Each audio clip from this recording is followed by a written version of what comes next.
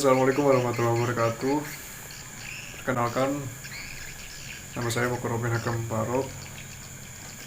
Saya ingin menyampaikan beberapa hal yang berkenaan dengan virus corona atau bisa kita sebut COVID-19.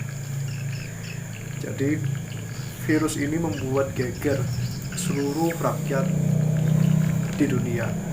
Jadi bukan hanya kalangan orang-orang ilmuwan dari kesehatan saja seperti WHO atau bisa kita sebut Badan Kesehatan Dunia, akan tetapi berbagai lapisan masyarakat ikut juga merasakan kekhawatiran terhadap virus COVID-19 ini.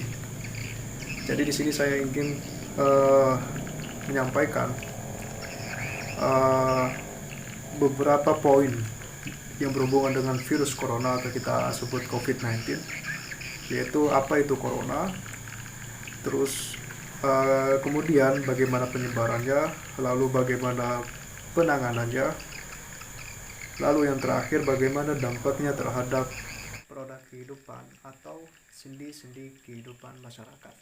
Ya, jadi silakan disimak video ini sampai selesai dan get your coffee. Oke, kita beranjak ke pengertian coronavirus atau biasa kita sebut COVID-19. Berdasarkan dari sumber yang saya dapatkan berhubungan dengan pengertian coronavirus atau virus corona, virus ini merupakan keluarga besar virus atau virus yang menyebabkan infeksi saluran pernapasan atas ringan hingga sedang seperti penyakit flu. Jadi gejala-gejalanya seperti gangguan pernapasan, terus disertai juga dengan demam, disertai juga dengan gejala-gejala yang sering kita dengar di berbagai media massa maupun media online. Jadi untuk selanjutnya penyebarannya ini kita flashback ke tahun 2019, tepatnya pada akhir Desember tahun 2019. Virus ini muncul di negeri Tiongkok, tepatnya di Wuhan. Dan akhirnya virus ini tidak hanya merebak di negeri Tiongkok saja.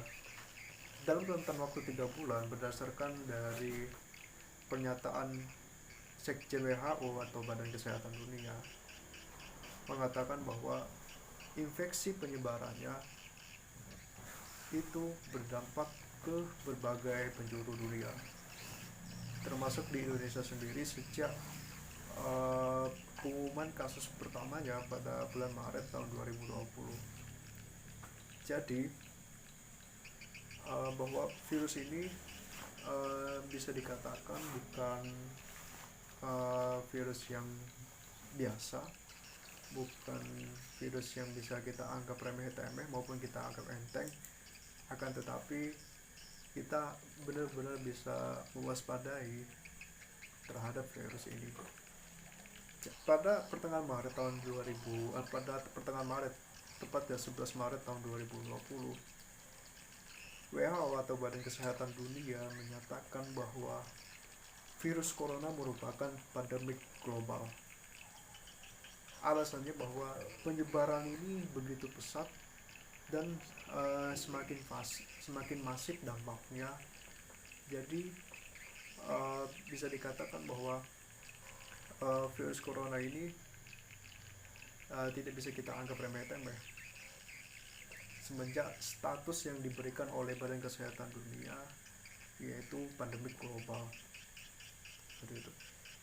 Lalu kemudian bagaimana dampaknya terhadap roda perputaran perekonomian masyarakat maupun dari sendi-sendi kehidupan masyarakat itu sendiri. Berdasarkan sumber yang saya dapatkan, bahwa semenjak diberikan status pandemik global terhadap virus ini, tidak hanya menyebabkan dampak secara langsung terhadap kesehatan masing-masing individu, Akan tetapi skala-skala yang maupun sektor-sektor yang lainnya seperti perekonomian, perdagangan, dan politik itu terkena imbas dari merebaknya virus corona ini. Jadi virus corona ini tidak hanya menyerang ke ranah kesehatan saja, tetapi ke ranah-ranah yang lainnya juga, seperti itu. Oke, untuk selanjutnya tentang pencegahan, setelah kita akui bersama bahwa dari pemerintah sudah menghimbau, sudah mensosialisasikannya kepada kita, kepada seluruh masyarakat bahwa begitu pentingnya untuk selalu mematuhi protokol kesehatan seperti cuci tangan selama 20 detik setelah melakukan berbagai aktivitas, lalu physical distancing, jaga jarak minimal 1 meter atau 2 meter, lalu kemudian menggunakan masker, dan yang terakhir selalu menjaga kebersihan dan selalu menjaga imunitas kita untuk selalu happiness gitu. Bahkan PBNU atau pengurus besar Nahdlatul Ulama menyampaikan dalam sebuah conference, menghimbau kepada seluruh masyarakat bahwa mengikuti protokol kesehatan itu hukumnya wajib. Dan ini kita sudah bisa ambil kesimpulan bahwa protokol kesehatan itu memang sudah menjadi bagian dari kita, sudah melekat menjadi bagian dari kita. Jadi kita jangan mengabaikan protokol kesehatan. Dan juga mengenai akhir-akhir ini informasi yang beredar seputar COVID-19, dan menurut saya lebih baik kita lebih selektif, lebih memilah ya, yang mana informasi itu bisa disebut kredibel dan informasi yang mungkin sumber maupun asal muasalnya kejelasannya masih dipertanyakan. Jadi kita harus benar-benar bisa menyaring berbagai informasi seputar COVID-19 yang sumbernya benar-benar kredibel. Jikalau ada penjelasan saya yang bisa dibilang keliru ataupun bisa dibilang tidak sesuai, maka bisa menyampaikan kritik, saran maupun komen yang berada di kolom komentar di bawah ini.